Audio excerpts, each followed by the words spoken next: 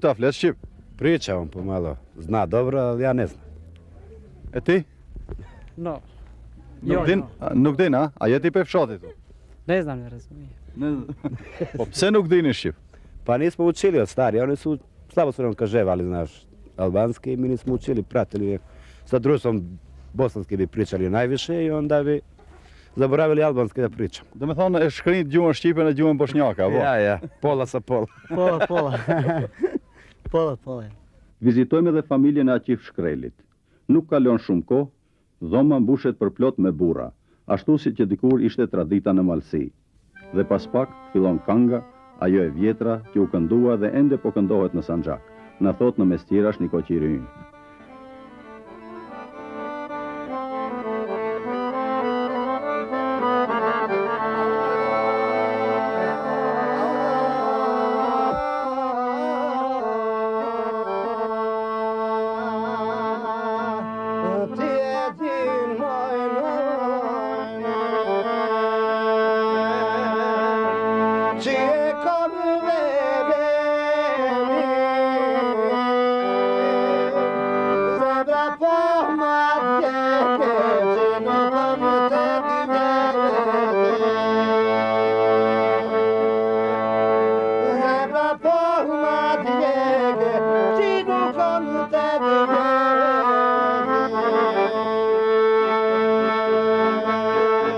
Aqifi, edhe pse shumë i ri e lëshoi fshatin e tij në Sjenic, me admirim kujtohet për vendlinjen, për këngët kreshnike që i mësoi nga yjati i tij.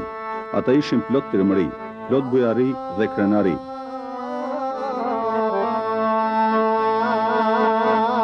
Hajde dalim bashkë, ti e kim pak muzikë.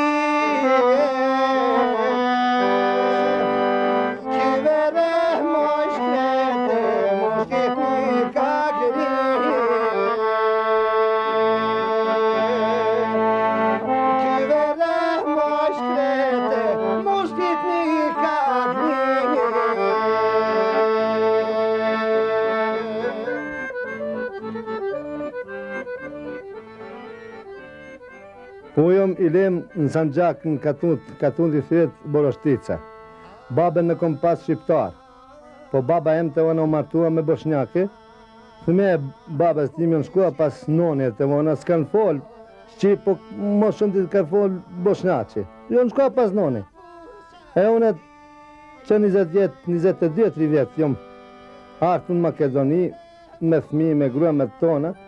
Tash që në 2 vjet është se e kom martua djalin me shqiptar bej Katundit për Zhitoshe. E tash edhe kom nipen e kom nona e saj mu të bëhet që kam e mësua tash bine e saj me fol shqip, se mos të harrohet gjuha shqipe. Do thonë e ktheni gjuhën shqipe në familjen tuaj, apo? Po vetë në të kthejmë gjuhën në familjen tim, se du me harrua gjuhën e vetë, se na jem asti lemun të testion pej rrugove.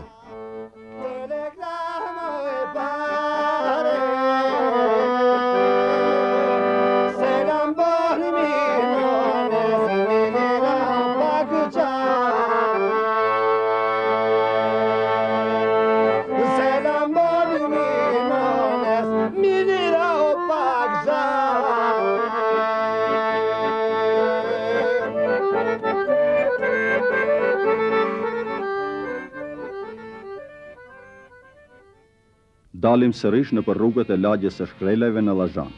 Thuaj të gjithë ishin kuptuar për vizitën tonë. Të rinjt na shiqojnë pak me habi e më të vjetrit na përshëndesin në gjuhën tonë dhe të tyre. Ne i shikojmë emisionet tuaja, por pak keni këngë me çifteli dhe sharki. Ata na kujtojnë Rrugovën, Malsinë e Madhe, Veriun. Ajo është jeta jonë, sharkia, na mbush me mall dhe vrerë.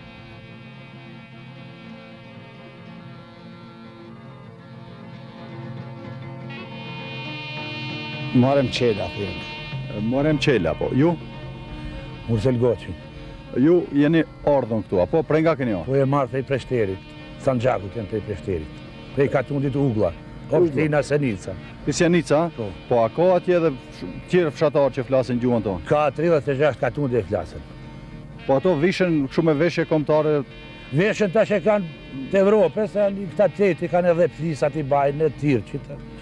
Edhe tirë që edhe Edhe shanglat, shamijat. Po më thatë se edhe vllau yte mban ashtu. Po e ban, tirë që t'i bajnë, ka syretin t'i ku këtu, pas po mu të gjejmë. Ti kur shkon atja, vishesh ashtu atë, aj, ke qef ato të isha? Po i kom qef të isha, shumë, sa si kom bajt kur. A këtu po i humni dal nga dal edhe gumën, apo? E u hub një. Po pse e humni as, mundeni t'i mësoni Po kem shkolla s'kem. Shkolla s'ken, ja? Dhe me thonë arsyeja është aty. Pse s'ka shkolla dhe s'mësohet guma, po? As pe Po, për që ata. Jem pak i të këtu nuk kem shumë vetë. Me martua. Edhe? E kem hub vetën. Dhe me thonë gumën e nonës për Shqipës e keni po bosnjakisht. Edhe nonën e babën shqiptari komplet. Të pranishëm në Od me admirim e kujtojnë Zaim Shkrelin dhe ndërkohë sjellin portretin e tij. Na thonë se ishte virtuoz i dalluar dhe luante në lahut dhe këndonte të gjitha këngët e Malësisë. Këndoi për Malësinë deri në frymën e fundit Zaimi. Shpeshherë shfletonte edhe një libër duke na treguar se e kishte shkruar këtë një prift i quajtur Fishta nga Malësia. Na thot Xhadula. Me siguri fjala është për poemat e Gjergj Fishtës nga lahuta e Malësisë. Urvatën të na e gjejnë, por nga kjo as gjurmë.